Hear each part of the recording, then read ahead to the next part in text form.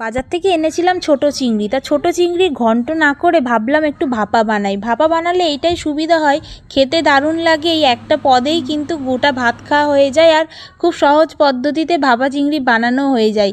এতটাই সহজ পদ্ধতিতে বানানো হয় তোমরা সবাই জানো, আর যারা যারা জানো না তাদের জন্যই পুরো রেসিপিটা ফলো করো। এখানে আমি চিংড়ি মাছ নিয়েছি, ছোট ছোট চিংড়ি।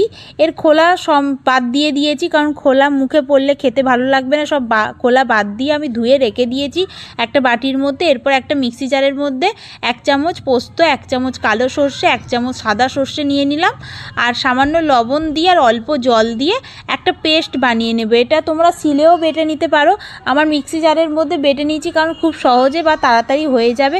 এই কারণেই দেখো একটা ঘন পেস্ট রেডি হয়ে গেছে। এরপর একটা টিফিন বক্সের মধ্যে আমি এটা ঢেলে নিচ্ছি, কারণ টিফিন বক্সের মধ্যেই ভাপাতে দেবো, এই জন্যে টিফিন বক্সের মধ্যে ঢেলে নিলাম। এরপর আমি চিংড়িগুলো দিয়ে দিচ্ছি এর মধ্যে। চিংড়িগুলো দিয়ে বেশ ভালো করে হাতের সাহায্যে কিন্তু মেখে নেব। আর এর মধ্যে বিশেষ কিছু মশলা দেব না, শুধু দেব তোমার হলুদ দেব, আর দেব সামান্য লবণ দেব লাস্টে, আর কাঁচা লঙ্কা দেব, আর সর্ষের তেল দেব। আর কিছুই বেশি মশলা লাগেই নেই ভাপা চিংড়িতে। আর ভালো করে হাতের সাহায্যে মাখিয়ে নিচ্ছি, হাতই ব্যবহার করবে। ভালো করে মাখিয়ে নেওয়ার পর এর মধ্যে যে মিক্সির মধ্যে সামান্য মশলা লেগেছিল সেই মশলাটাও ঢেলে দিলাম, আর অল্প জল দিয়েছি কারণ মশলাটা গায়ে লেগেছিল তো সেই জন্য।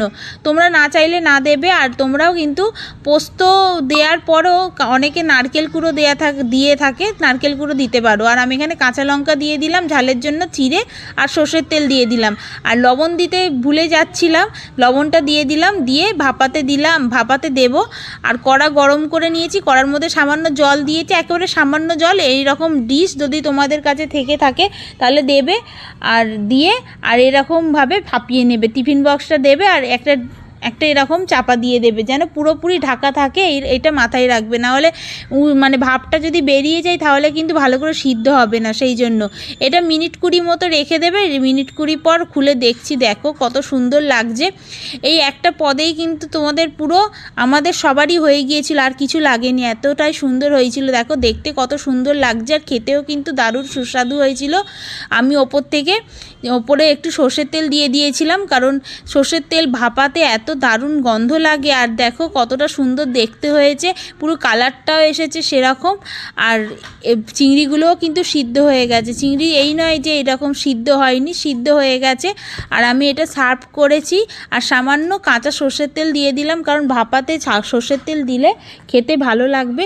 আর এটা আমি গরম গরম ভাতের সঙ্গে সার্ভ করেছি। ভাপা চিংড়ি তো খুব সহজ পদ্ধতিতে দেখালাম বন্ধুরা, তোমরাও এভাবে বানিয়ে ফেলো গরম গরম ভাতের সঙ্গে। এই একটা পদেই কিন্তু জমে যাবে পুরো দুপুরের খাওয়াটা। কেমন হয়েছে সবাই কিন্তু জানিও।